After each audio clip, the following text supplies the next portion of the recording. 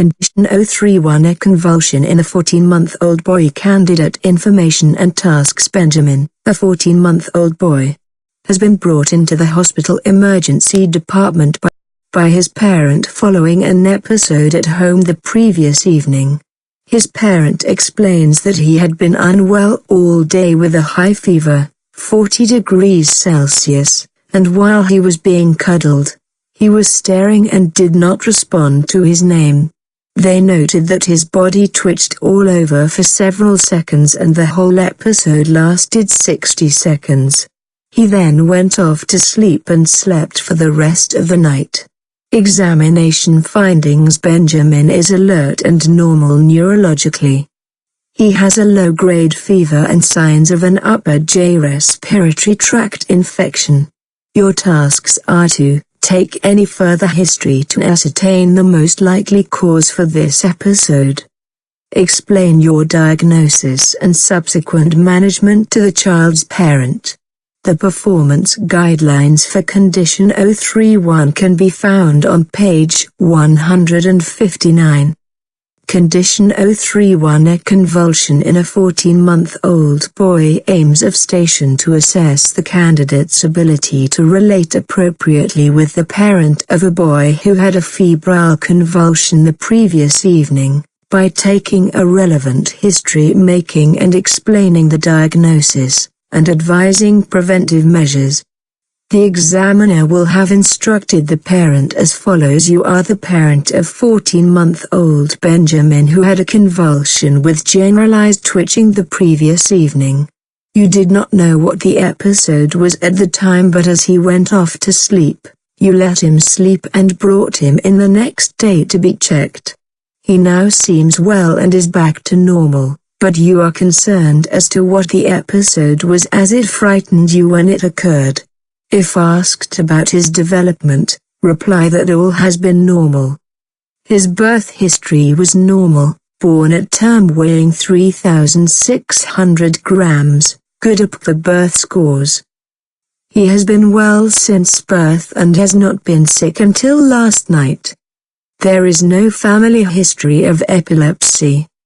Your own younger sister had a similar episode when aged 2 years, but had no further problems. This is potentially important information but should be provided only if the candidate asks.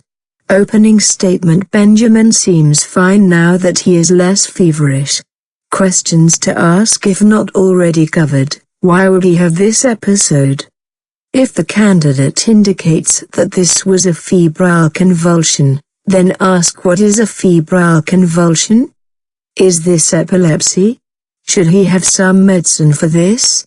Does he need to have any tests done? Will it occur again? What should we do if it does occur again or when he gets a high temperature? Expectations of candidate performance. Although this boy has had a simple febrile convulsion, the candidate should question specifically to exclude any risk factors for epilepsy or occurrence, including birth history, developmental history, and family history of febrile convulsions or epilepsy.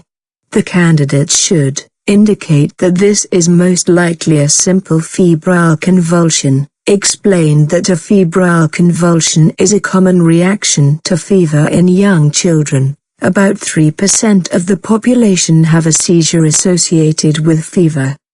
Emphasize that generally this is a benign condition. Point out that the condition commonly runs in families. Explain that the fever is almost always caused by a viral infection, which would usually manifest as an upper respiratory tract infection in an adult, but immature brains are susceptible to the effects of high fever. Explain that such convulsions do not cause brain damage or subsequent epilepsy. Give advice as to a 30% risk of recurrence, especially in the first 24 hours after this episode, and advise the parent what to do if it occurred again. Tepid sponging and antipyretics when he is feverish. Advise against any drug treatment, except an antipyretic, as this is unnecessary. Reassure that this is most unlikely to be epilepsy. Only around 3% of children who have had febrile convulsions subsequently develop epilepsy, being mainly in the high-risk group. Positive family history of epilepsy, prolonged convulsion, a focal element, abnormal development before the seizure. Candidate may mention the use of rectal diazepam for recurrent febrile seizures, but this should be reserved for special circumstances and its use is not without risk. Key issues: appropriate questioning and history taking. Appropriate education and reassurance. Advice on preventive measures. Critical error, suggesting on the strength of this episode of a brief febrile convulsion that he has epilepsy.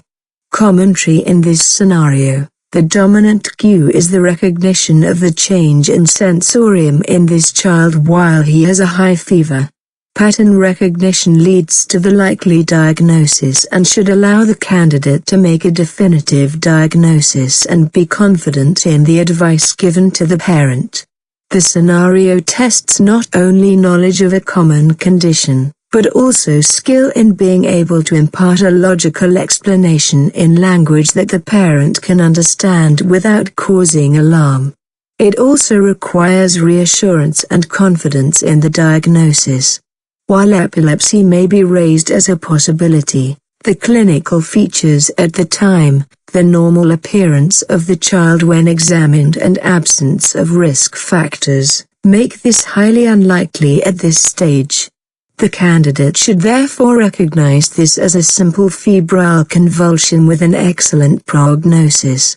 A simple febrile convulsion is a common condition and candidates must be aware of risk factors that would suggest an alternative diagnosis of epilepsy should be considered. Prolonged convulsion lasting greater than 15 minutes, a focal element to the seizure, a family history of epilepsy, or abnormal neurological behavior in the child prior to the seizure.